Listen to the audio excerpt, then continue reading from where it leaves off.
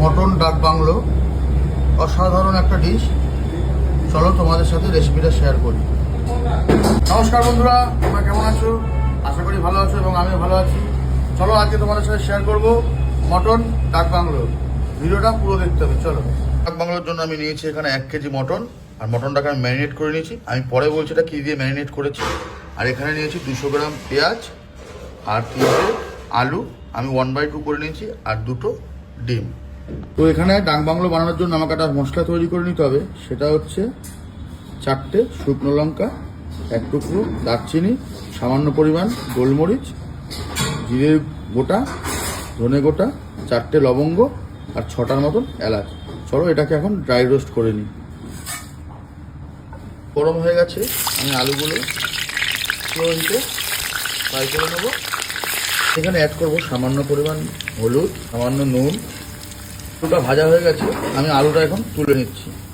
আমি এখানে ডিম দুটো ফ্রাই করে নেব। ডিমটাও আমি ফ্রাই করে নিয়েছি, ফ্রাই হয়ে গেছে, আমি ডিমটা তুলে নিচ্ছি।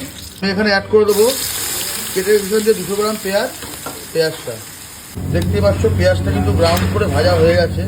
পেঁয়াজটা কিন্তু এরকমভাবে ভাজতে হবে, নাহলে মটনের ফ্লেভারটা ভালো আসবে না। যে কোনোতে চিকেন হোক বা মটন হোক। করে দিচ্ছি ম্যারিনেট করা যে মটনটা রেখেছিলাম, মটনটা 100 গ্রাম টক দই, সামান্য পরিমাণ সরষের তেল, আদা রসুন পেস্ট, পরিমাণ মতো নুন, হলুদ, আর রঙের জন্য কাশ্মীরি লঙ্কার গুঁড়ো, আর ঝালের জন্য রেড চিলি পাউডার। জায়ফল আমি টপ করে দিয়েছিলাম, তোমরা পাউডার করেও দিতে পারো। জায়ফল দিলে টেস্টটাও সুন্দর হয় এবং তাড়াতাড়ি মটনটা গলেও যাবে। ভালোভাবে কষাতে হবে মটনটা, কারণ আমি আদা রসুন পেস্টটা কাটা দিয়েছিলাম ম্যারিনেটের সময়। মটন দিয়ে তেল ছেড়েছে এবং আদা রসুনের কাঁচা গন্ধটাও চলে গেছে। আমি এমন সময় এখানে অ্যাড করবো কিছুটা গরম জল। গরম জল দিয়ে আমি আবার একটু কষিয়ে নেবো। দেখতে পাচ্ছ মটনটা আমি কিন্তু ভালোভাবে কষিয়ে নিয়েছি।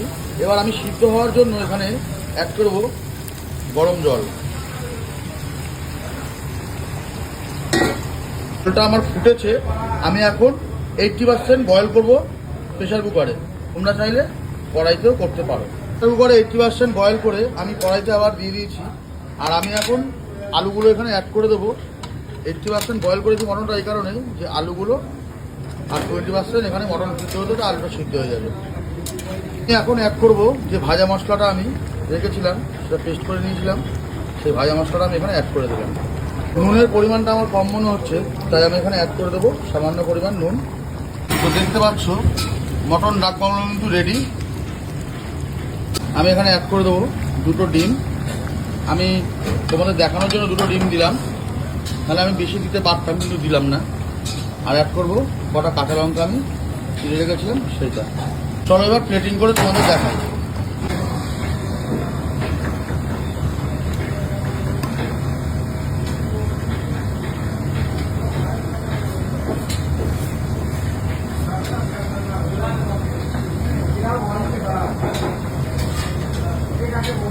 তো দেখতে পেলে কীভাবে আমি মটন ডাক বাংলোটা বানালাম।